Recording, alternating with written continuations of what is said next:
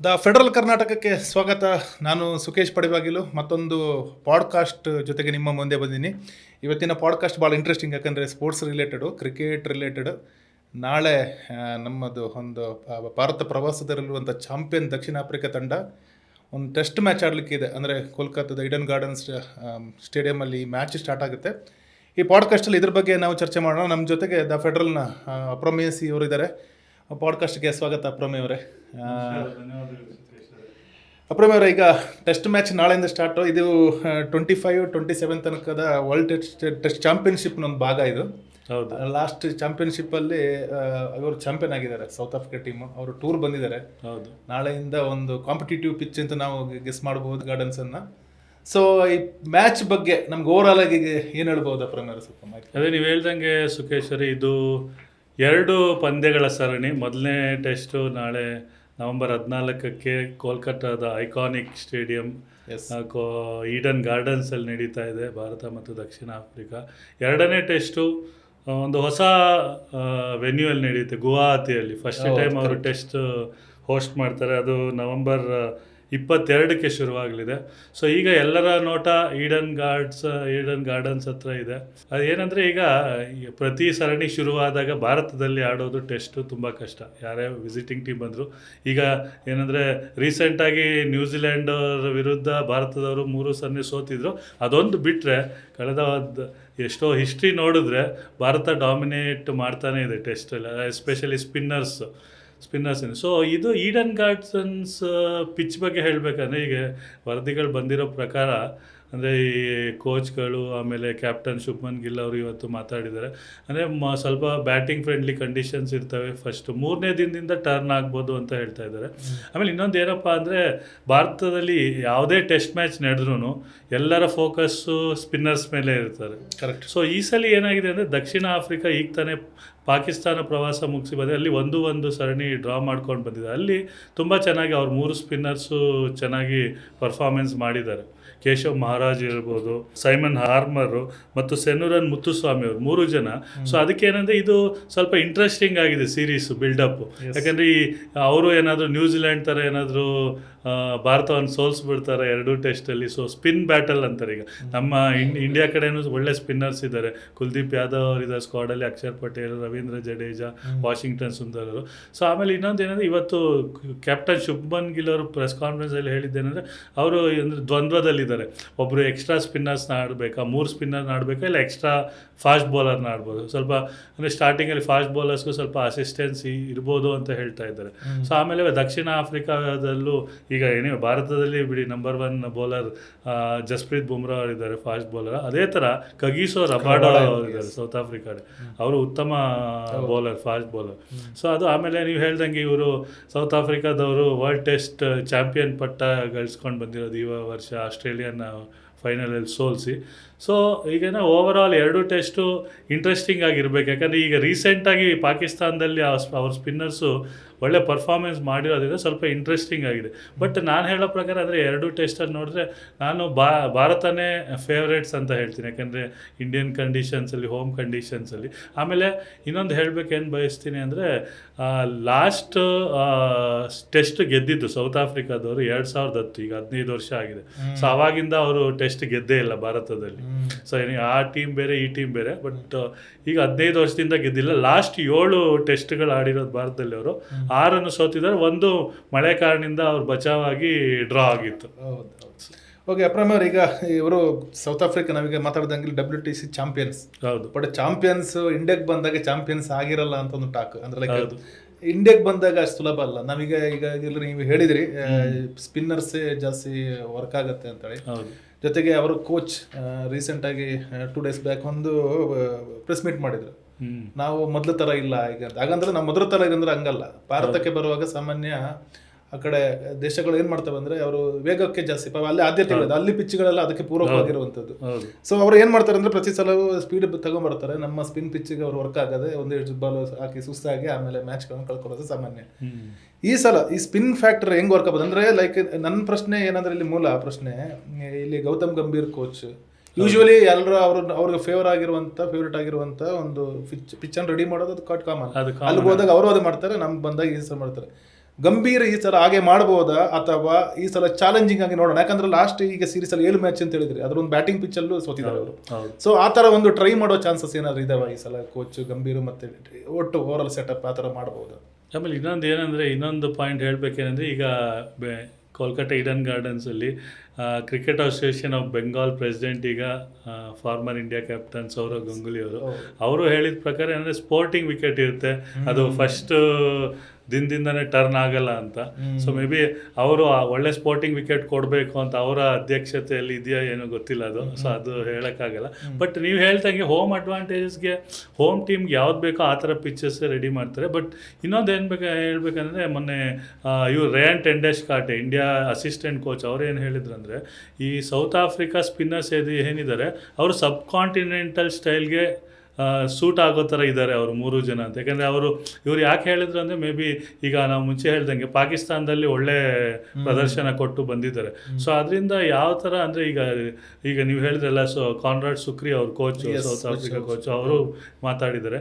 So interesting battle ಏನಂದರೆ, ಇಲ್ಲಿ spinners versus ನಮ್ಮ ಅಂದರೆ ಭಾರತದ 3 ಸ್ಪಿನ್ನರ್ಸ್ ಅಂದರೆ, ಈ ಕೋಲ್ಕತ್ತಾ ಸ್ಟಾರ್ಟಿಂಗ್ ಮೋಸ್ಟ್ಲಿ ಕುಲ್ದೀಪ್ ಯಾದವ್, ರವೀಂದ್ರ ಜಡೇಜಾ ಮತ್ತು ವಾಷಿಂಗ್ಟನ್ ಸುಂದರ್ ಅವ್ರು ಆಡ್ಬೋದು, ಅಕ್ಷರ್ ಪಟೇಲ್ನ ಕೈ ಬಿಡ್ಬೋದು. ಸೊ 3 ಜನ ಇದ್ದೇ ಇರ್ತಾರೆ. ಸೊ ನಮ್ಮ ಇಂಡಿಯಾದ 3 ಸ್ಪಿನ್ನರ್ ವರ್ಸಸ್ ಅವರ 3 ಸ್ಪಿನ್ನರ್, ಅದರಲ್ಲಿ ಅವರು 2 ಲೆಫ್ಟ್ ಆರ್ಮ್ ಸ್ಪಿನ್ನರ್ಸ್ ಇದ್ದಾರೆ. ಈಗ ಹೇಗಿದೆ ಅಂದರೆ, ಇದು ಕಾಂಟೆಸ್ಟು 3 ಸ್ಪಿನ್ನರ್ ವರ್ಸಸ್ 3ರಲ್ಲಿ ರವೀಂದ್ರ ಜಡೇಜಾ ಅವರು ಲೆಫ್ಟ್ ಆರ್ಮ್ ಸ್ಪಿನ್ನರು, ಕುಲ್ದೀಪ್ ಅವರು ರಿಸ್ಟ್ ಲೆಫ್ಟ್ ಆರ್ಮ್ ಸ್ಪಿನ್ನು, ಆಮೇಲೆ ವಾಷಿಂಗ್ಟನ್ಸ್ ಅಂದ್ರೆ ಆಫ್ ಸ್ಪಿನ್ನರ್. ಅವ್ರ ಕಡೆನೂ ಹರ್ಮರ್ ಅವರು ಆಫ್ ಸ್ಪಿನ್ನರು, ಮಹಾರಾಜ್ ಅವರು ಲೆಫ್ಟ್ ಆರ್ಮ್ ಆರ್ಥೋಡಾಕ್ಸ್ ಸ್ಪಿನ್ನರು, ಆಮೇಲೆ ಇವ್ರು ಮುತ್ತುಸ್ವಾಮಿ ಅವರು left arm orthodox. So 2 left hand bowlers plus ಒಬ್ಬರು ರೈಟ್ ಆರ್ಮ್. ತುಂಬ ಇಂಟ್ರೆಸ್ಟಿಂಗ್ ಇದಿದೆ, ಮ್ಯಾಚಪ್ ಇದೆ. ಅದ್ರ ಜೊತೆಗೆ ಇನ್ನೊಂದು ಇಂಟ್ರೆಸ್ಟಿಂಗ್ ಬ್ಯಾಟಲ್ ಏನಂದ್ರೆ, Jasprit Bumrah versus Kagiso Rabada. So ಅವ್ರನ್ನ ತಳ್ಳಿ ಹಾಕಕ್ಕೆ, ಪ್ಲಸ್ ಸಿರಾಜ್ ಅವರು ಕೂಡ ಉತ್ತಮ ಪ್ರದರ್ಶನ ಕೊಡ್ತಾ ಇದ್ದಾರೆ. ಸೊ ಓವರ್ ಆಲ್ ಏನಂದ್ರೆ 5 ಬೌಲರು. ಸೊ ಅವ್ರ ಕಡೆ ಇನ್ನೊಬ್ರು ಆಲ್ರೌಂಡರ್ಸ್ ಇದ್ದಾರೆ, ಮಾರ್ಕೋ ಯಾನ್ಸನ್ ಆಡೋ ಸಾಧ್ಯತೆ ಇದೆ, ಅವರು ಲೆಫ್ಟ್ ಆರ್ಮ್ ಸೀಮರ್. ಸೊ ಇದು ಇಂಟ್ರೆಸ್ಟಿಂಗ್ ಬ್ಯಾಟ್ಲ್ ಇದ್ದೇ ಇರುತ್ತೆ. ಅದು ಹಾಗೆ ಹೇಳ್ದಂಗೆ ಮೊದಲನೇ ದಿನದಿಂದ ಪಿಚ್ ಟರ್ನ್ ಆಗೋ ಸಾಧ್ಯತೆಗಳು ತುಂಬ ಕಡಿಮೆ ಇವೆ. ಸೊ 3ನೇ ದಿನದಿಂದ ಅಂದರೆ, ಫಸ್ಟ್ ಇಲ್ಲಿ ಇಂಡಿಯಾದಲ್ಲಿ ಏನಾದರೂ ಟಾಸ್ ಗೆದ್ರೆ ಅದೊಂದು ಸ್ವಲ್ಪ ಲಕ್ ಶುಭ್ಮನ್ ಗಿಲ್ ಕಡೆ ಹೋಗ್ತಾ ಇಲ್ಲ, ಯಾಕಂದ್ರೆ ಟಾಸ್ ಸೋಲ್ತಾ ಇದ್ದಾರೆ ಅವರು. ಸೋತಿದ್ದಾರೆ, ಸ್ಟ್ಯಾಟಿಸ್ಟಿಕ್ಸ್ ನೋಡಿಲ್ಲ ನಾನು. ಸೊ ಅವ್ರು ಸೋಲ್ತಾ ಇದ್ದಾರೆ. ಸೊ ಇಲ್ಲಿ ಏನಂದ್ರೆ, ಇಂಡಿಯಾದಲ್ಲಿ ಟಾಸ್ ಗೆದ್ದವರೆಲ್ಲ ಫಸ್ಟ್ ಬ್ಯಾಟಿಂಗ್ ಆಡಿ ಒಂದು ದೊಡ್ಡ ಮೊತ್ತ ಕಲೆ ಹಾಕಿ, ಈಗ 400 ಇಲ್ಲ 500. ಸೊ ಆಗ ಪ್ರೆಷರ್ ಜಾಸ್ತಿ ಇರುತ್ತೆ. ಸೊ ನಾಳೆ ಏನಾದರೂ ಶುಭ್ಮನ್ ಗಿಲ್ ಅವರು ಇಲ್ಲ ಯಾರಿಗೆ ಟಾಸ್ ಗೆದ್ರೂ ಫಸ್ಟ್ ಬ್ಯಾಟಿಂಗ್ ಆಡ್ತಾರೆ. ಸ್ವಲ್ಪ ಕಂಡೀಷನ್ ಮೇ ಬಿ ಒಂದು ಮೊದಲ ಅರ್ಧ ಗಂಟೆ ಅಥವಾ 1 ಗಂಟೆ ಕಾಲ ಸ್ವಲ್ಪ ಬಾಲ್ ಮೂವ್ ಆಗ್ಬೋದೇನೋ, ಅದು ನೋಡಬೇಕು. ಆಮೇಲೆ ಇನ್ನೊಂದು ಪಾಯಿಂಟ್ ಹೇಳ್ಬೇಕು ನಾನು ಏನಂದರೆ, ಇದು ಫಸ್ಟ್ ಟೈಮ್ ಆಗಲೇ ಹೇಳಿದಾಗೆ ಗುವಾಹತಿಯಲ್ಲಿ ಸೆಕೆಂಡ್ ಟೆಸ್ಟ್ ನಡೆಯುತ್ತೆ ನವೆಂಬರ್ 20. ಅದರಲ್ಲಿ ಒಂದು ವಿಶೇಷತೆ ಏನಂದರೆ, ನಾವು ನೋಡ್ದಂಗೆ ಈಗ ಡೇ ಟೆಸ್ಟ್ ಮ್ಯಾಚಲ್ಲಿ ಯಾವತ್ತೂ ಫಸ್ಟ್ ಲಂಚ್ ಭೋಜನ ವಿರಾಮ ಫಸ್ಟ್ ಬರುತ್ತೆ. ಇದು ಫಸ್ಟ್ ಟೈಮ್ ಗುವಾಹತಿಯಲ್ಲಿ ಅಂದರೆ ಸ್ವಲ್ಪ ಬೇಗ ಅರ್ಲಿ ಸೂರ್ಯೋದಯ ಬೇಗ ಆಗುತ್ತೆ, ಆಮೇಲೆ ಸೂರ್ಯಾಸ್ತ ಬೇಗ ಆಗುತ್ತೆ ಅದಕ್ಕೆ ಬೇಗ ಸ್ಟಾರ್ಟ್ ಮಾಡ್ತಾ ಇದ್ದಾರೆ ಮ್ಯಾಚ್. 9 ಗಂಟೆಗೆ ಸ್ಟಾರ್ಟ್ ಮಾಡಿ, ಸಾಮಾನ್ಯವಾಗಿ ಟೆಸ್ಟ್ ಮ್ಯಾಚ್ಗಳು 9:15ಗೆ ಸ್ಟಾರ್ಟ್ ಆಗ್ತಾರೆ. ಇಲ್ಲಿ 9 ಗಂಟೆಗೆ ಸ್ಟಾರ್ಟ್ ಆಗಿ 11 ಗಂಟೆಗೆ ಫಸ್ಟ್ ಟೀ ಬ್ರೇಕ್ ತಗೋತಾರೆ. ಸೊ ಅದಾದ್ಮೇಲೆ ಲಂಚ್ ಬ್ರೇಕ್ ಬರುತ್ತೆ. ಸೊ ಇದೊಂದು ಐತಿಹಾಸಿಕ ಕ್ಷಣ ನವೆಂಬರ್ 22ಕ್ಕೆ ನೋಡ್ಬೋದು ನಾವು ಗುವಾಹತಿ. ಓಕೆ ಅಪ್ರಮ, ಈಗ ಅದೊಂದು ಸ್ಟಾಟಿಸ್ಟಿಕ್ಸ್ ಇದೆ ನನ್ನ ಹತ್ರ. ಆಕ್ಚುಲಿ ಈ ಟಾಸ್ ವಿಚಾರಕ್ಕೆ ನಾವು ಬಂದಾಗ, ಗಿಲ್ 7 ಮ್ಯಾಚ್ ಅಲ್ಲಿ 1 ಬಾರಿ ಮಾತ್ರ ಟಾಸ್ ಗೆದ್ದಿದ್ದಾರೆ. ನಮಗೀಗ ಕೋಲ್ಕತ್ತಾದ್ದು ಟಾಸ್ ಎಷ್ಟು ಇಂಪಾರ್ಟೆಂಟ್ ಅನ್ನೋ ಇದನ್ನು, ಅದು ಮಜಾ ಅಂದ್ರೆ ಸೌತ್ ಆಫ್ರಿಕಾ 7 ಟೆಸ್ಟ್ ಅಲ್ಲಿ ಒಂದ್ಸಲ ಗೆದ್ದಿಲ್ಲ. ಹಾಗಾಗಿ ಈಗ ಯಾರ ಕಡೆ ಲಕ್ ತಿರುಗುತ್ತೆ ಅಂತ ನೋಡ್ಬೇಕು. ಈ ಬಾರಿ ಅದೃಷ್ಟ ಯಾರ್ದು ಅನ್ನೋದು, ಟಾಸ್ ಕೂಡ ಅದೃಷ್ಟ ಕೂಡ ಕ್ಯಾಲ್ಕುಲೇಟ್ ಆಗುತ್ತೆ. ಮತ್ತೆ ಅದು ಬ್ಯಾಟಿಂಗ್ ಪಿಚ್ ಇದಾಗಿ ಅದಕ್ಕೆ ಫಸ್ಟ್ ಸಿಗೋದಿದ್ರೆ ಆಟೋಮೆಟಿಕಲಿ ಈ ಟಾಸ್ ಅನ್ನೋದು ಫ್ಯಾಕ್ಟರ್ ಬಹಳ ವರ್ಕ್ ಆಗುತ್ತೆ ಅಂತ ಹೋಗ್ಲಿ. ಈಗ ಒಂದು ವಿಚಾರಕ್ಕೆ ಬರೋದ್ರೆ, ನಾವು ಇಷ್ಟೊತ್ತು ಸ್ಪಿನ್ ಬೌಲಿಂಗ್ ಬಗ್ಗೆ, ಫಾಸ್ಟ್ ಬೌಲಿಂಗ್ ಬಗ್ಗೆ ಮಾತಾಡಿದ್ದೀವಿ. ಯಾಕೆ ಇಂಡಿಯಾ ಟೆಸ್ಟ್ ಮ್ಯಾಚ್ ಆದಾಗ, ಇದು ಜನರಿಗೆ ಗೊತ್ತಿರೋದು ಚರ್ಚೆ ಮಾಡೋ ಸಂಗತಿ, ಆದರೆ ನಿಮ್ಮಲ್ಲಿ ವಿಶೇಷ ಕೇಳ್ತೀವಿ. ನಾವು ಟೆಸ್ಟ್ ಮ್ಯಾಚ್ ಇಂಡಿಯಾದಲ್ಲಿ ಇಡುವಾಗ ನಾವು ಯೂಶಲಿ ಬೇರೆಲ್ಲ ವಿಚಾರಕ್ಕೆ ಬಂದ ಬ್ಯಾಟ್ಸ್ಮನ್ ಬಗ್ಗೆ ಜಾಸ್ತಿ ಮಾತಾಡ್ತೀವಿ. ಒನ್ ಡೇ ನೀವು ಗಮನಿಸಿರ್ಬೋದು, T20 ಒನ್ ಡೇ ಬಂದಾಗ ಅವರು ಜೈಸ್ವಾಲ್ ಇದ್ದಾರೆ, ಅವರಿದ್ದಾರೆ, ಗಿಲ್ಲಿದ್ದಾರೆ, ಬ್ಯಾಟಿಂಗಲ್ಲಿ ಬರ್ಸ್ತಾರೆ ಅಂತ ಮಾತಾಡೋ ಟೈಮಲ್ಲಿ, ಟೆಸ್ಟ್ ಮ್ಯಾಚ್ ಬಂದಾಗ ನಾವ್ಯಾಕೆ ಸ್ಪಿನ್ ಬಗ್ಗೆ ಜಾಸ್ತಿ ಮಾತಾಡ್ತೀವಿ ಅಂತ ಈಗ ಏನಂದರೆ ಒಂದು ತಿಳ್ಕೊಬೇಕೇನಂದರೆ, ಈಗ 3 ಫಾರ್ಮ್ಯಾಟ್ ಕ್ರಿಕೆಟಲ್ಲಿ ಟೆಸ್ಟು, ಒನ್ ಡೇ, T20ಯಲ್ಲಿ ಜನ ಬರೋದು T20 ODI ನೋಡೋಕ್ಕೆ, ರನ್ಗಳ ಸುರಿಮಳೆ, ಬೌಂಡ್ರಿಗಳು, ಸಿಕ್ಸರ್ಗಳು, ಫೋರ್ಗಳು. ಟೆಸ್ಟ್ ಮ್ಯಾಚಲ್ಲಿ ಒಂದು ಮೋಸ್ಟ್ ಇಂಪಾರ್ಟೆಂಟ್ ಪಾಯಿಂಟ್ ಏನಂದರೆ, ನೀವು ಗೆಲ್ಲಬೇಕಂದ್ರೆ 20 ವಿಕೆಟ್ ತೆಗಿಲೇಬೇಕು. ಈಗ ಒನ್ ಡೇಯಲ್ಲಿ T20ಯಲ್ಲಿ ನೀವು ವಿಕೆಟ್ಸ್ ಮ್ಯಾಟ್ರ್ ಆಗಲ್ಲ, ರನ್ಸ್ ವಿಕೆಟ್ಸ್ ತೆಗೆದಿರಿ. ಇಲ್ಲಿ ಟೆಸ್ಟಲ್ಲಿ ನೀವು 20 ವಿಕೆಟ್ ತೆಗಿಲೇಬೇಕು, ಇಲ್ಲಾಂದ್ರೆ ಯಾರು ಗೆಲ್ಲಕ್ಕಾಗಲ್ಲ ಟೀಮ್, ಇಲ್ಲಾಂದ್ರೆ ಡ್ರಾನೇ ಆಗೋದು. ಸೊ ಅದರಿಂದ ಎಲ್ಲ ಫೋಕಸ್ ಬೌಲಿಂಗ್.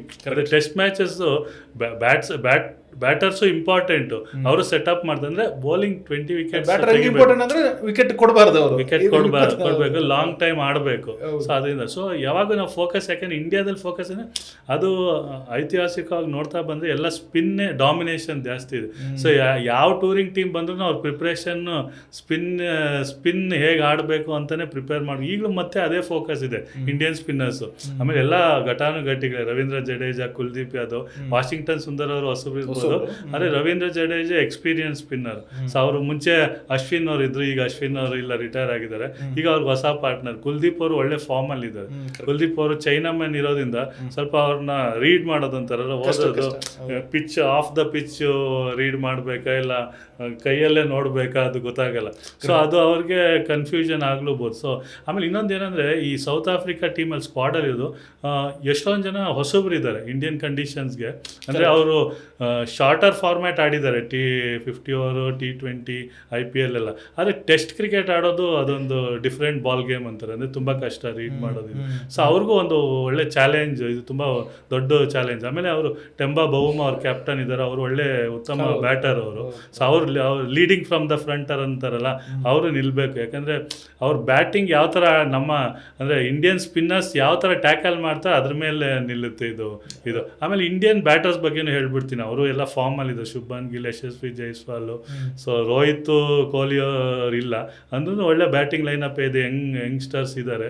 ಸೊ ಆಮೇಲೆ ಇನ್ನೊಂದು ಏನಂದರೆ ಇದೇ ಅಂದರೆ ಇಬ್ಬರು ಕೀಪರ್ಸ್ ಆಡ್ತಾ ಇದ್ದಾರೆ, ಯಾಕಂದರೆ ಇಬ್ಬರು ಫಾರ್ಮಲ್ಲಿ ಇದ್ದಾರೆ ಅಂತ. Dhruv Jurel as A batter ಆಡ್ತಾರೆ, ಆಮೇಲೆ ರಿಷಬ್ ಪಂತ್ ಕೀಪಿಂಗ್ ಮಾಡ್ತಾರೆ. ಸೊ ಈ ಥರ ನೋಡೋದು ತುಂಬ ಅಂದರೆ ತುಂಬ ರೇರ್ ಅಂತಾರೆ. ಯಾಕಂದರೆ ಇಂಡಿಯನ್ ಟೀಮಲ್ಲಿ ಇಬ್ಬರು ಕೀಪರ್ಸು ಅಂದರೆ ಟೆಸ್ಟಲ್ಲಿ ಮುಂಚೆ ಒಂದು ಕಾಲ ಆಯ್ತು ಅಂದರೆ ಇಂಡಿಯನ್ ವಿಕೆಟ್ ಕೀಪರ್ಸ್ ಅಂದರೆ ಆ ಥರ ಬ್ಯಾಟಿಂಗ್ ಕ್ಷಮತೆ ಇರಲಿಲ್ಲ. ಯಾವಾಗ ರಿಷಬ್ ಪಂತ್ ಬಂದರು ಆವಾಗಿಂದ ಅವರು ಅವ್ರ ಕೀಪಿಂಗಿಗಿಂತ ಅವ್ರ ಬ್ಯಾಟಿಂಗಿಗೆ ಹೆಸರುವಾಸಿ ಆಗಿದೆ. ಸೊ ಈಗ ಧ್ರುವ್ ಜುರೇಲ್ ಅವರು ಉತ್ತಮ ಬ್ಯಾಟರ್ ಕೂಡ. ಸೊ ಅದರಿಂದ ಅವ್ರನ್ನೂ ಆಚೆ ಇಡೋಕ್ಕಾಗಲ್ಲ. ಸೊ ಇಬ್ಬರು ಆಡೋ ಚಾನ್ಸಸ್ ಇದೆ, ಆಲ್ಮೋಸ್ಟ್ ಕನ್ಫರ್ಮ್. ಅಂದರೆ ಧ್ರುವ್ ಜುರೇಲ್ ಅವರು ಆ್ಯಸ್ ಎ ಬ್ಯಾಟರ್ ಆಡ್ತಾರೆ, ರಿಷಬ್ ಪಂತ್ ಅವರು ವಿಕೆಟ್ ಕೀಪಿಂಗ್ ಮಾಡ್ತಾರೆ. ಓಕೆ, ಎಕ್ಸ್ಟ್ರಾ ಬ್ಯಾಕ್ಟರ್ ವಿಚಾರಕ್ಕೆ ಬಂದು ಈಗ ಧ್ರುವಜಲ್ಲಿ ನಿತೀಶ್ ರೆಡ್ಡಿನ ಕೊನೆ ಕ್ಷಣದಲ್ಲಿ ಇದು ಮಾಡಿದ್ರು, ಏನು ಕತೆ, ಯಾಕೆ ಈ ಥರದೊಂದು? ನನ್ನ ಪ್ರಕಾರ ನೋಡೋದಾದ್ರೆ ಈಗ ಏನಂದರೆ, ಈಗ ಆದಷ್ಟು ನಾವು ಇದು ಚರ್ಚೆ ಮಾಡಿ, ಈಗ ಸ್ಪಿನ್ನರ್ಸ್ 3 ಜನ ಆಡೋವಾಗ ಇನ್ನಿಬ್ಬರು ಫಾಸ್ಟ್ ಬೌಲರ್ಸು ಜಸ್ಪ್ರೀತ್ ಬುಮ್ರಾ ಮತ್ತು ಸಿರಾಜ್ ಅವರು ಅವರೇ. ಸೊ ಈಗ ಆಕಾಶ್ ದೀಪು ಇದ್ದಾರೆ ಸ್ಕ್ವಾಡಲ್ಲಿ. ಆದರೆ ನಿತೀಶ್ ರೆಡ್ಡಿ ಆಡೋ ಚಾನ್ಸಸ್ಸು ತುಂಬ ಕಮ್ಮಿ ಇತ್ತು. ಅದಕ್ಕೆ ಅವ್ರನ್ನ ರಿಲೀಸ್ ಮಾಡಿ ಇಂಡಿಯಾ ಹೇಗೆ ಆಡಲಿ ಅಂತ, ಯಾಕಂದರೆ ಮ್ಯಾಚಸ್ ನಡೆಯುವಾಗ ಅವ್ರು ಸ್ವಲ್ಪ ಪ್ರಾಕ್ಟೀಸ್ ಆಗಲಿ ಅಂತ. ಆಮೇಲೆ ಪಿಚ್ಚಸ್ ಏನು ಅಷ್ಟು ಅಂದರೆ ಈಗ ಎಷ್ಟು ಬಲ್ಕ್ ಆಫ್ ದ ಬೌಲಿಂಗ್ ಅಂತಾರಲ್ಲ, ಮೋಸ್ಟ್ ಆಫ್ ದ ಬೌಲಿಂಗು ಜಾಸ್ತಿ ಬೌಲಿಂಗ್ ಸ್ಪಿನ್ನರ್ಸೇ ಮಾಡ್ತಾರೆ. ಸೊ ಈಗ ಬುಮ್ರಾ ಅವರು, ಸಿರಾಜ್ ಅವರು ಅಷ್ಟೇನು ಬೌಲಿಂಗ್ ಬೇಕಾಗಲ್ಲ. ಸೊ ಎಲ್ಲ ಸ್ಪಿನ್ನರ್ಸೇ ಜಾಸ್ತಿ ಮಾಡ್ತಾರೆ. ಅದರಿಂದ ನಿತೀಶ್ ರೆಡ್ಡಿ ಅವರು, ಯಾಕಂದರೆ ನೀವು ಬುಮ್ರಾ ಅವರು ಅವರೇ ಫಸ್ಟ್ ಟೀಮ್ ಲಿಸ್ಟಲ್ಲಿ ಫಸ್ಟ್ ಬೌಲರ್ ಯಾರ ಹೆಸರು ಅಂದರೆ ಬುಮ್ರಾ ಅವ್ರು ಹಾಕ್ಲೇಬೇಕು. ಸಿರಾಜನ್ ಬಿಟ್ಟು ನಿತೀಶ್ನ ಆಡೋದು ತುಂಬ ಕಷ್ಟ ಇದೆ, ಯಾಕಂದರೆ ಅವ್ರು ಆಲ್ರೌಂಡರ್ ಇರ್ಬೋದು, ಆದರೆ ಬ್ಯಾಟರ್ಗಳು ಆಲ್ರೆಡಿ ಇದ್ದಾರಲ್ಲ, ಆಲ್ರೌಂಡರ್ ಅವಶ್ಯಕತೆ ಇಲ್ಲ. ಅಂದರೆ ಇಂಡಿಯನ್ ಹೋಮ್ ಕಂಡೀಷನ್ಸಲ್ಲಿ ಮೇ ಬಿ ಅಬ್ರಾಡಲ್ಲಿ, ಆಸ್ಟ್ರೇಲಿಯಾ, ಇಂಗ್ಲೆಂಡಲ್ಲಿ ಆಲ್ರೌಂಡರ್ಗಳ ಅವಶ್ಯಕತೆ ಇದೆ. ಇಲ್ಲಿ ಅದರಿಂದ ಅವ್ರನ್ನ ಸ್ಕ್ವಾಡಿಂದ ರಿಲೀಸ್ ಮಾಡಿ ಅವ್ರಿಗೆ ಇನ್ನೂ ಪ್ರಾಕ್ಟೀಸ್ ಆಗಲಿ ಇಂಡಿಯಾ ಹೇಗೆ. ಮೇ ಬಿ ನೆಕ್ಸ್ಟ್ ಮ್ಯಾಚ್ಗೆ ಆಡೋದು ಡೌಟ್, ಯಾಕಂದರೆ ಈ ಮ್ಯಾಚ್ ಒಂದು ಸೆಟ್ ಕಾಂಬಿನೇಷನ್ ಆಗಿಬಿಟ್ರೆ ಅದನ್ನೇ ರಿಟೈನ್ ಮಾಡ್ತಾರೆ. ಓಕೆ, ಅಪ್ರಮೇಲೆ ಇದು ಕ್ವಶನ್ ನಮ್ಮ ಹತ್ರ ಇರ್ಲಿಕ್ಕಿಲ್ಲ, ನಿಮ್ಮ ಹತ್ರ ಉತ್ತರ ಇರ್ಲಿಕ್ಕಿಲ್ಲ, ಬಟ್ ಒಂದು ಚರ್ಚೆ ಮಾಡೋಣ. ಯೂಶಲಿ ಈ ಸೌತ್ ಆಫ್ರಿಕಾ ಟೂರೆಲ್ಲ ಬಂದಾಗ ಚೆನ್ನೈನಲ್ಲಿ ಒಂದು ಮ್ಯಾಚ್ ಇಡ್ತಾರೆ. ಯೂಶಲಿ ನಾನು ತುಂಬ ವರ್ಷದಿಂದ ಕ್ರಿಕೆಟ್ ನೋಡ್ತಾ ಇದ್ದಾಗ ಗಮನಿಸಿ ಚೆನ್ನೈನಲ್ಲಿ ಒಂದು ಮ್ಯಾಚ್ ಇರುತ್ತೆ. ನಮ್ಮ ಲಕ್ ಸ್ಟೇಡಿಯಂ ಬೇರೆ ಸಲ ಕೊಟ್ಟಿಲ್ಲ ಮ್ಯಾಚ್ ಬರ್ಸಾಪುರಕ್ಕೆ ಹೋಯ್ತು. ಏನ್ ಕಾರಣ ಏನು ಇರ್ಬೋದು ನಾವೊಂದು ಎಕ್ಸ್ಪ್ಲೇನ್ ಇಲ್ಲ, ನಾನು ಕಾರಣ ಹೇಳೋದು ಈಗ ನೀವು ಇದು ಚೆನ್ನೈ ಬಗ್ಗೆ ಮಾತಾಡಿದ್ರಿ. ಈಗ ಚೆನ್ನೈಯಲ್ಲಿ ಫೇಮಸ್ ಮ್ಯಾಚ್ ಯಾವ್ದಂದ್ರೆ ವೀರೇಂದ್ರ ಸೆಹ್ವಾಗ್ ಮ್ಯಾಚ್ಗಳ ನಮ್ಗೆ ರಿಮೈಂಡ್ ಮಾಡಬಹುದು. 300 ಸ್ಕೋರ್ ಮಾಡಿದ್ರು ಸೌತ್ ಆಫ್ರಿಕಾ ಮೇಲೆನೆ. ಸೊ ಈಗ ಗುವಾಹತಿ ಯಾಕೆ ಕೊಟ್ಟಿದೆ ಅಂದ್ರೆ ಇನ್ನೊಂದು ಏನ್ ಗೊತ್ತಾ ಅಂದ್ರೆ ಎಲ್ಲ ಟೆಸ್ಟ್ ಕ್ರಿಕೆಟ್ ಆಡ್ಬೇಕಂದ್ರೆ ಒಂದು ಎಲ್ಲ ದೇಶದಲ್ಲೂ ಒಂದು ಪರ್ಮನೆಂಟ್ ಟೆಸ್ಟ್ ವೆನ್ಯೂಸ್ ಇರುತ್ತೆ, ಅಂತ ಕಡೆನೇ ಆಡಬೇಕು. 4-5 ಜಾಗ ಅಷ್ಟೇ, 4-5 ವೆನ್ಯೂಸ್ ಅಂದ್ರೆ ಅದು ಐತಿಹಾಸಿಕವಾಗಿ ನಡ್ಕೊಂಡ್ ಬಂದೆ ಫೇವರ್ ಇರುತ್ತೆ. ಆಮೇಲೆ ಇದು ಏನಕ್ಕೆ ಕಾರಣ ಏನಂದ್ರೆ ಫ್ಯಾನ್ಸು ಬರ್ತಾರೆ ಟೆಸ್ಟ್ ಕ್ರಿಕೆಟ್ಗೆ. ಈಗ ನೋಡ್ಬೋದು ನೀವು ತುಂಬಾ ಫ್ಯಾನ್ಸ್ ಇರಲ್ಲ. ಈಗ ರೀಸೆಂಟಾಗಿ ಓದ್ತಾ ಇದ್ರೆ ಗಂಗೂಲಿ ಅವರೇ ಹೇಳಿದ್ರು ಅನ್ಸುತ್ತೆ, ಎಲ್ಲ ಸೋಲ್ಡ್ ಔಟ್ ಆಗಿದೆ ಟಿಕೆಟ್ಸ್, ಒಳ್ಳೆ ರೆಸ್ಪಾನ್ಸ್ ಇದೆ ಈಡನ್ ಗಾರ್ಡನ್ಸ್ಗೆ ಅಂತ. ಸೊ ಗುವಾಹತಿ ಯಾವ ಕಾರಣ ಇರ್ಬೋದು ಏನಂದ್ರೆ ಈಗ BCCI ಸೆಕ್ರೆಟರಿ ಅವರು ದೇವಜಿತ್ ಸೈಕಿ ಅವರು ಅಲ್ಲಿಂದ ಬರ್ತಾರೆ, ಅಸ್ಸಾಂ ಗುವಾಹತಿ ಅವರು. ಸೊ ಅವರು ಅಂದ್ರೆ ಡೈರೆಕ್ಟಾಗಿ ಹೇಳ್ತಾ ಇಲ್ಲ, ಅವರು ಪ್ರಮೋಟ್ ಮಾಡಲಿಕ್ಕೆ ಟೆಸ್ಟ್ ಕ್ರಿಕೆಟ್ನ ಅಲ್ಲಿಗೆ ತಗೊಂಡೋಗಿರ್ಬೇಕು. ಅದರಿಂದ ಅಲ್ಲಿ ಕೊಟ್ಟಿದ್ದೀವಿ, ಫಸ್ಟ್ ಟೈಮ್ ಹೋಸ್ಟ್ ಮಾಡ್ತಾ ಇದ್ದಾರೆ. ಸೊ ಗುವಾಹತಿ ಎಲ್ಲ ಒನ್ ಡೇ ಮ್ಯಾಚಸ್ ಅಂದರೆ ಶಾರ್ಟರ್ ಫಾರ್ಮ್ಯಾಟ್ಸ್ ನಡೀತಾ ಇತ್ತು. ಸೊ ಈಗ ಹೆಂಗೆ ರೆಸ್ಪಾನ್ಸ್ ನೋಡಿದ್ಮೇಲೆ ಸೊ ಅದು ಗೊತ್ತಾಗುತ್ತೆ. ಯಾಕಂದರೆ ಇದು ಸ್ವಲ್ಪ ಕ್ರಿಕೆಟ್ ಎಲ್ಲ ದೇಶದ ಉದ್ದಗಲಕ್ಕೂ ಎಲ್ಲ ಕಡೆನೂ ತೊಗೊಂಡೋಗ್ಬೇಕು ಅಂತಿದ್ದಾರೆ. ಸೊ ಟೆಸ್ಟ್ ಕ್ರಿಕೆಟ್ ಒಳ್ಳೇದಿದೆ ಇದು ಪ್ರಮೋಷನ್ ಮಾಡೋಕ್ಕೆ. ಆದರೆ ರೆಸ್ಪಾನ್ಸ್ ಹೆಂಗಿರುತ್ತೆ ಅಂತ ನೋಡಬೇಕು ಗುವಾಹತಿಯಲ್ಲಿ. ಓಕೆ, ಅಂದರೆ ಈಗ ಸಾಮಾನ್ಯವಾಗಿ BCCI ಲಾಸ್ಟ್ 2-3 ಇಯರ್ಸಿಂದ ನಾನು ಅಬ್ಸರ್ವ್ ಮಾಡ್ದಂಗೆ ನಾರ್ತ್ ಈಸ್ಟ್ಗಳಿಗೆ ಅಲ್ಲಿ ಅಂದರೆ ಆ ಪರಿಚಯ ಅಲ್ಲಿ ಕ್ರಿಕೆಟ್ ಅಷ್ಟು ಪರಿಚಯ ಇರಲಿಲ್ಲ ಒಂದು 4-5 ವರ್ಷದಿಂದ. ಮೋಸ್ಟ್ಲಿ ಇತ್ತೀಚಿನ ದಿನಗಳಲ್ಲಿ ಅಂದರೆ ಒಂದು 4-5 ವರ್ಷಗಳಲ್ಲಿ ಅದು ಎಲ್ಲಿ ತನಕ ಬಂದಿದೆ ಅಂದರೆ ಅಲ್ಲಿಗೂ ತಲುಪಿಸ್ಬೇಕು ನೋಡಿದ್ರೆ ರೆಸ್ಪಾನ್ಸ್ ಒಳ್ಳೆ ಸಿಕ್ಕದಂಗಿದೆ. ಹೌದೌದು, ಎಲ್ಲ ಕಡೆ ಈಗ ಅವರು ಅಂದರೆ ನಾರ್ತ್ ಈಸ್ಟ್ ಟೀಮ್ಸು ರಂಜಿ ಟ್ರೋಫಿಯಲ್ಲಿ ಆಡ್ತವೆ. ಈಗ 2 ಡಿವಿಷನ್ ಇದೆ, ಎಲೀಟ್ ಪ್ಲೇಟ್ ಡಿವಿಷನಲ್ಲಿ ಆಡ್ತವೆ. ಈಗ ತುಂಬ ನಾರ್ತ್ ಈಸ್ಟ್ ಟೀಮ್ಸ್ ಎಷ್ಟೊಂದಿವೆ ರಂಜಿ ಟ್ರೋಫಿಯಲ್ಲೂ ಆಡ್ತಾರೆ. ಅದು ಅಸ್ಸಾಂನಿಂದ ರಯಾನ್ ಪರಾಗ್ ಅಂತ ಪ್ಲೇಯರ್ ಅಲ್ಲಿ ಅವ್ರ ಬಂದು ಐಕಾನ್ ಆಗಿ ಅದೇ ಒಳ್ಳೇದಂದ್ರೆ ಜಾಸ್ತಿ ವೆನ್ಯೂಸ್ ತಗೊಂಡೋದ್ರೆ ಕ್ರಿಕೆಟ್ ಒಳ್ಳೇದು. ಅಂದ್ರೆ ರೆಸ್ಪಾನ್ಸ್ ಯಾವ ತರ ಇರುತ್ತೆ ಪ್ರತಿಕ್ರಿಯೆ ಅಂತ ನೋಡ್ಬೇಕು ಗುವಾಹತಿಯಲ್ಲಿ. ಎಸ್, ಆದ್ರೆ ಒಂದು ಆಸ್ ಎ ಸೌತ್ ಇಂಡಿಯನ್ ಆಗಿ ನಾವು ಫೀಲ್ ಮಾಡ್ಕೋ ಸೌತ್ಗೊಂದು ಮ್ಯಾಚ್ ಇಲ್ಲ ಅಂತ. ಯಾಕಂದ್ರೆ ಇಲ್ಲಿ ಅಲ್ಲಿಗೆ ಹೋಗ್ಬೇಕಲ್ಲ ಅಂತ. ಈಗ ಕ್ರಿಕೆಟ್ ಫ್ಯಾನ್ಸ್ ಟೆಸ್ಟ್ಗೆ ಆಲ್ ಓವರ್ ಇಂಡಿಯಾ ಮೂಲೆಗೂ ಇದೆ, ಅದೇನೋ ಅಲ್ಲಿಗೆ ಸೀಮಿತ ಅಲ್ಲ. ಚೆನ್ನೈನಲ್ಲಿದ್ದ ಮ್ಯಾಚ್ಗೆ ನಾವು ಬೆಂಗಳೂರು, ಕೇರಳ ಆಮೇಲೆ ನಾವು ಸ್ವಲ್ಪ ನೋಡ್ಬೋದಾಗಿದೆ. ಲೈಕ್ ಮೀನ್ಸ್ ಈ ಪ್ರದೇಶ ನೋಡಕ್ ಆಗ್ತಿತ್ತು ಒಂದು. ಯಾಕಂದ್ರೆ ಸೌತ್ ಆಫ್ರಿಕಾ ಮ್ಯಾಚ್ ತುಂಬಾ ಚೆನ್ನಾಗಿ ಬರುತ್ತೆ ಯೂಶುವಲಿ. ಅದೇ ಇದು BCCI ಏನಂದ್ರೆ ರೊಟೇಷನ್ ಬೇಸಿಸ್ ಅಲ್ಲೂ ಕೊಡ್ತಾರೆ ಟೆಸ್ಟ್. ಒಂದೊಂದ್ಸಲಿ ಅದು ರೊಟೇಷನ್ ತಪ್ಪಿನೂ ಕೊಡ್ತಾರೆ. ಈಗ ಯಾಕಂದ್ರೆ ನೀವು ನೋಡಿರ್ಬೋದು ಎಲ್ಲ ತುಂಬಾ ಮ್ಯಾಚಸ್ ಅಹಮದಾಬಾದ್ಗೂ ಹೋಗ್ತವೆ. ಯಾಕಂದ್ರೆ ಅದು ದೊಡ್ಡ stadium, 1 lakh capacity, 1 lakh plus capacity ಇದೆ. ಅದರಿಂದ ಇದು ಬೆಂಗಳೂರು ಏನೇ ಅದು ಅನ್ಫಾರ್ಚುನೇಟ್ ಕಾಲ್ ತುಳಿತ, ಸ್ಟ್ಯಾಂಪೀಡ್, RCB ಇದಾಗಿದೆ. ಈಗ ಯಾವುದು ಮ್ಯಾಚಸ್ ಕೊಡ್ತಾ ಇಲ್ಲ.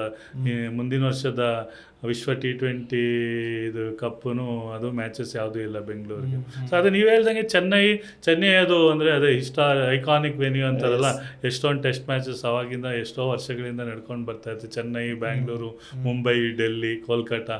ಈಗ ನೀವು ನೋಡ್ಬೇಕಂದ್ರೆ ಈಗ ಕೋಲ್ಕತ್ತಾಲು ರೀಸೆಂಟ್ ಟೈಮ್ಸಲ್ಲಿ ಎಷ್ಟೋ ದಿನ ಆದಮೇಲೆ ಈಗ ಟೆಸ್ಟ್ ನಡೀತಾ ಇರೋದಲ್ಲೂ ಕೂಡ ತುಂಬ ದಿನ ಆದಮೇಲೆ ಟೆಸ್ಟ್ ಕ್ರಿಕೆಟ್ ವಾಪಸ್ ಬರ್ತಾ ಇದೆ ಈಡನ್ ಗಾರ್ಡನ್ಸ್ಗೆ. ಓಕೆ, ಈಗ ಪ್ರಮೇಯರ್ ಈಗ ಅದನ್ನು ನಿಮ್ಮಲ್ಲಿ ಇದೆಯೋ ಗೊತ್ತಿಲ್ಲ, ಇನ್ಫಾರ್ಮೇಷನ್ ಇದ್ದರೆ ಈಗ 25-27 WTC ಇದು. ಸೊ ಸ್ಟ್ಯಾಂಡಿಂಗ್ಸ್ ಏನಾರು ನಿಮ್ಮ ಹತ್ರ ಇದ್ದರೆ ನಮ್ಮ ವೀಕ್ಷಕರಿಗೆ ಸ್ವಲ್ಪ ಕೊಟ್ಬಿಡಿ. ಯಾರು ಎಲ್ಲಿದ್ದಾರೆ ಈಗ? ಚಾಂಪಿಯನ್ ಸೌತ್ ಆಫ್ರಿಕಾ ಅವ್ರು ನಮ್ಮ ಜೊತೆಗೆ. ಚಾಂಪಿಯನ್ಸ್ ಸೌತ್ ಆಫ್ರಿಕಾ ಅದು ಈಗ ಅಂದರೆ ಇನ್ನೂ ಅರ್ಲಿ ಸ್ಟೇಜಸ್ ಅಲ್ಲಿ ಇದೆ. ಈಗ ಆಸ್ಟ್ರೇಲಿಯಾದವರು ಟಾಪಲ್ಲಿ ಇದ್ದಾರೆ, ಅವರು 100% ಪಾಯಿಂಟ್ಸ್ 3 ಗೆದ್ದಿದ್ದಾರೆ. ಶ್ರೀಲಂಕಾದವರು ಸೆಕೆಂಡಲ್ಲಿ ಇದ್ದಾರೆ, ಅವ್ರು 16 ಪಾಯಿಂಟು. ಇಂಡಿಯಾದವರು 52 ಪಾಯಿಂಟು, ಬಟ್ ಪರ್ಸೆಂಟೇಜ್ ಪಾಯಿಂಟಲ್ಲಿ 61.9 ಇದೆ. ಶ್ರೀಲಂಕಾದವರು 66.67 ಇದೆ. ಪಾಕಿಸ್ತಾನದವ್ರು 4ನೇ ಸ್ಥಾನದಲ್ಲಿದ್ದಾರೆ, 50% ಪಾಯಿಂಟು. ಸೌತ್ ಆಫ್ರಿಕಾದವ್ರು 5ನೇ ಸ್ಥಾನದಲ್ಲಿದ್ದಾರೆ, ಅವ್ರದ್ದು 50% ಪಾಯಿಂಟ್. ಇನ್ನೂ ಅಂದರೆ ಇದು ಇನ್ನೂ ಹೇಳೋದಂದ್ರೆ ಇನ್ನೂ ಈಗ ತಾನೇ ಶುರುವಾಗಿದೆ, ಅರ್ಲಿ ಸ್ಟೇಜ್ ಅಲ್ವಾ. ಸೊ ಅದರಿಂದ ಈಗ ಏನಂದರೆ ಇಂಡಿಯಾಗೆ ಒಳ್ಳೆ ಸುವರ್ಣಾವಕಾಶ ಇದೆ. ರೀಸೆಂಟಾಗಿ ವೆಸ್ಟ್ ಇಂಡೀಸ್ಗೆ ತವರಲ್ಲೇ 2-0 ಗೆದ್ದಿದ್ದಾರೆ. ಸೊ ಈಗ ಇನ್ನೂ ಒಂದು ಚಾನ್ಸ್ ಇದೆ, 2-0 ಆಗ್ಬೋದು. ಅಂದರೆ 2-0 ಆಗುತ್ತೆ ಅಂತ ಹೇಳೋಕ್ಕಾಗಲ್ಲ, ಒಳ್ಳೆ ಚಾಲೆಂಜಿಂಗ್ ಸೀರೀಸ್ ಇರುತ್ತೆ ಇದು. ಯಾಕಂದರೆ ಮುಂಚೆನೇ ಹೇಳ್ದಂಗೆ ಸ್ಪಿನ್ನರ್ಸ್ ಹೊಸ ಸ್ಪಿನ್ನರ್ಸ್, ಬಟ್ ಇಂಡಿಯಾದ ಸ್ಪಿನ್ನರ್ಸ್ ಸ್ವಲ್ಪ ಎಡ್ಜ್ ಇದೆ, ಯಾಕಂದರೆ ಎಕ್ಸ್ಪೀರಿಯನ್ಸು, ಹೋಮ್ ಕಂಡೀಷನ್ಸು. ಓಕೆ, ಈಗ ಟೀಮ್ ಇಂಡಿಯಾದ ಸೆಲೆಕ್ಷನ್ ಈಗ ಧ್ರುವ ಜುರೇಲ್ ಅವೆಲ್ಲ ನೀವು ಹೇಳಿದಿರಿ ಎಲ್ಲ, ಅಂದರೆ ಒಳ್ಳೆ ಕಾಂಬಿನೇಷನ್ ತುಂಬ ಚೆನ್ನಾಗಿದೆ. ಬ್ಯಾಟಿಂಗ್ ಆಗಲಿ, ಸ್ಪಿನ್ ಬೌಲಿಂಗ್ ಆಗಲಿ, ಎಕ್ಸ್ಟ್ರಾ ಬ್ಯಾಟರ್ನ ಯೂಸ್ ಮಾಡುವ ಅವಕಾಶ ಆಗಲಿ ಎಲ್ಲವೂ ಚೆನ್ನಾಗಿದೆ ಅಂತ ನಾವೀಗ ಹೇಳಿದ್ರು. ಈಗ ಈ ಸೀರೀಸ್ ಅಂದರೆ ಕೊನೆಯದಾಗಿ ಕೇಳೋದಾದ್ರೆ ಈ ಸೀರೀಸ್ ಹೆಂಗೆ ಎಂಡ್ ಆಗ್ಬೋದು ಅಂತ ನೀವು ಗೆಸ್ ಮಾಡ್ಬೋದು? ಅಂದರೆ ಲೈಕ್ ಯೂಶಲಿ ಇಂಡಿಯಾ ಫೇವರ್ ಅಂತ ನೀವು ಹೇಳಿದ್ರಿ, ಹ್ಮ್. ಲೈಕ್ ಯಾವ ಒಂದು ಕಾಂಪಿಟೇಟಿವ್ ಆಗಿ ಬರಬಹುದು ಅಂತ ನಾವು ಗೆಸ್ ಮಾಡಬಹುದು? ನನ್ನ ಪ್ರಕಾರ ಹೇಳೋದಾಗೆ ನಾನು ಅದೇ ಫೇವ್ರೇಟ್ಸ್ ಇಂಡಿಯಾನೇ. ನನ್ನ ಪ್ರಕಾರ 2-0 ಗೆಲ್ಬೇಕು ಇಂಡಿಯಾ. ಆಮೇಲೆ ನಾನೇನು ಎಕ್ಸ್ಪೆಕ್ಟ್ ಮಾಡ್ತಾ ಇಲ್ಲ 5 ದಿನ ನಡೆಯುತ್ತೆ ಅಂತ, ಎರಡು ಟೆಸ್ಟ್ 5 ದಿನಕ್ಕೆ ಹೋಗುತ್ತೆ ಅಂತ. ಯಾಕಂದ್ರೆ ಇಂಡಿಯಾ ಅಲ್ಲಿ 5 ದಿನ ಹೋಗೋದು ಅನ್ಲೆಸ್ ಏನಾದ್ರು ಮಳೆ ಬಂದ್ರೆ. ಸೊ ಅಲ್ಲ ಅಂದ್ರೆ 3 ದಿನದಲ್ಲ 4 ದಿನದಲ್ಲ ಅಂತೂ ಆಗ್ಬೇಕು ಅನ್ಕೊಂಡು ಎರಡೂ ಕಡೆ. ಗುವಾಹತಿ ಆಮೇಲೆ ಹೊಸ ವೆನ್ಯೂ ಅಲ್ಲ, ಅಲ್ಲಿ ಹೇಳಕ್ಕಾಗಲ್ಲತ್ತೆ ಕಂಡೀಷನ್ಸ್ ಯಾವ ತರ ಪಿಚ್ ಪ್ರಿಪೇರ್ ಮಾಡ್ತಾರೆ ಅಂತ. ಸೊ ಈಗ ಆಲ್ರೆಡಿ ನಾವು ಈಡನ್ ಗಾರ್ಡನ್ಸ್ ಬಗ್ಗೆ ಮಾತಾಡಿದ್ರೆ ಅದು ಡೇ 3 ಇಂದ ಟರ್ನ್ ಆಗ್ಬೋದು ಅಂತ. ಸೊ ಗುವಾಹತಿಯಲ್ಲಿ ನೆಕ್ಸ್ಟ್ ಟೆಸ್ಟ್ ಹೇಗಿರುತ್ತೆ ಅಂತ ಗೊತ್ತಿಲ್ಲ, ಸೆಕೆಂಡ್ ಆ್ಯಂಡ್ ಫೈನಲ್. ಬಟ್ ನಾನು ಅಂದರೆ ಭಾರತವನ್ನು ಬೆಂಬಲಿಸ್ತಾ ಇದ್ದೀನಿ 2-0 ಗೆಲ್ಲಲಿಕ್ಕೆ. ಆಮೇಲೆ ಶುಭ್ಮನ್ ಗಿಲ್ ಅವರು ಇನ್ನೂ ಹೊಸ ಕ್ಯಾಪ್ಟನ್, ಅವರು ಇಂಗ್ಲೆಂಡಲ್ಲಿ ಚೆನ್ನಾಗಿ ಉತ್ತಮ ಪ್ರದರ್ಶನ ಕೊಟ್ಟಿದ್ರು. ಸೊ ಇಲ್ಲಿ ಅವರು ಒಳ್ಳೆ ಚಾನ್ಸ್ ಇದೆ. ಆಮೇಲೆ ಕರ್ನಾಟಕದ ಹುಡುಗ KL ರಾಹುಲ್ ಅವರು ಇದ್ದಾರೆ, ಸೊ ಅವರು ಉತ್ತಮ ಪ್ರದರ್ಶನ. ಆಮೇಲೆ ಯಶಸ್ವಿ ಜೈಸ್ವಾಲ್ ಅವರು, ಸೊ ಉತ್ತಮ ಏನಂದರೆ ಒಬ್ಬರು ಸ್ವಲ್ಪ ಪ್ರೆಜರ್ ಇರ್ತಾರೆ, ಸಾಯಿ ಸುದರ್ಶನ್ ಅವರು ಇನ್ನೂ ಚೆನ್ನಾಗಿ ಆಡ್ಬೇಕು. ಯಾಕಂದರೆ ಅವ್ರ ಟೀಮಲ್ಲಿ ಇರಬೇಕಂದ್ರೆ ಪ್ಲೇಯಿಂಗ್ ಲೆವೆನಲ್ಲಿ ಕಾಯಂ ಇದು ಪರ್ಮನೆಂಟ್ ಪ್ಲೇಸ್ ಬೇಕಂದ್ರೆ ಅವ್ರು ಚೆನ್ನಾಗಿ ಆಡಬೇಕು. ಸೊ ಓವರ್ ಆಲ್ ಅದೇ ಸ್ಪಿನ್ ಬ್ಯಾಟಲ್ ಅಂತಾರೆ. ಸೊ ನಾನು ಇಂಡಿಯಾಗೆ ಫೇವರ್ ಮಾಡ್ತೇವೆ, 2-0 ಗೆಲ್ಲಬೇಕು. ಓಕೆ, ನೋಡೋಣ. ಓಕೆ ಪ್ರಿಯ ವೀಕ್ಷಕರೇ, ಇದು ನಮ್ಮ ಇವತ್ತಿನ ಪಾಡ್ಕಾಸ್ಟ್. ನಮ್ಮ ಅಪ್ರಮೇಯ ಸಿ ಅವರು ಇಂಡಿಯನ್ ಫೇವ್ರೇಟ್. ಆ್ಯಕ್ಚುಲಿ ಈ ಸ್ಪಿನ್ ಬ್ಯಾಟಲಲ್ಲೇ ಇಂಡಿಯಾ ಫೇವ್ರೇಟ್ ಆಗಿ ಎಲ್ಲ ಚಾನ್ಸಸ್ ಇದೆ. ಮತ್ತು ತವರಲ್ಲಿ ಮ್ಯಾಚ್ ಅದೇ ನ್ಯೂಜಿಲೆಂಡ್ ಒಂದು ವಿಚಾರನೆ ನಾವು ಅಪವಾದವಾಗಿ ತಗೊಂಡ್ರು, ಎಲ್ಲಿ ಬಿಟ್ಕೊಡಲ್ಲ ನಮ್ಮವರು ಈ ವಿಚಾರದಲ್ಲಿ. ನಮ್ಮ ದೇಶಕ್ಕೆ ಯಾರೇ ಟೂರ್ ಬಂದ್ರೂ ಅವರನ್ನು ಸೋಲಿಸಿನೋ, ಒಂದು ವೈಟ್ ವಾಶ್ ಮಾಡಿನೋ, ಅಥವಾ ಒಂದು ಮ್ಯಾಚ್ ಹಂಗೆ ಸಣ್ಣದು ಬಿಟ್ಕೊಟ್ಟು ಅಟ್ಲೀಸ್ಟ್ ಸೀರೀಸನ್ನು ಗೆದ್ಕೊಂಡು ಬಿಡೋದು. ಸೊ ಇದು ಇವತ್ತಿನ ನಮ್ಮ ಪಾಡ್ಕಾಸ್ಟ್ ಆಗಿರ್ತದೆ. ಮತ್ತೊಂದು ಇದೇ ರೀತಿಯ ಪಾಡ್ಕಾಸ್ಟಲ್ಲಿ ನಿಮ್ಮ ಜೊತೆ ಬರ್ತೀವಿ. ಥ್ಯಾಂಕ್ ಯು ಅಪರಮೇಲೆ, ಒಂದು ಅದ್ಭುತವಾದ ಮಾಹಿತಿಯನ್ನು ಕೊಟ್ಟಿದ್ದೀರಿ. ಮತ್ತೊಂದು ಪಾಡ್ಕಾಸ್ಟಲ್ಲಿ ಸಿಗೋಣ. ಥ್ಯಾಂಕ್ ಯು, ಧನ್ಯವಾದಗಳು.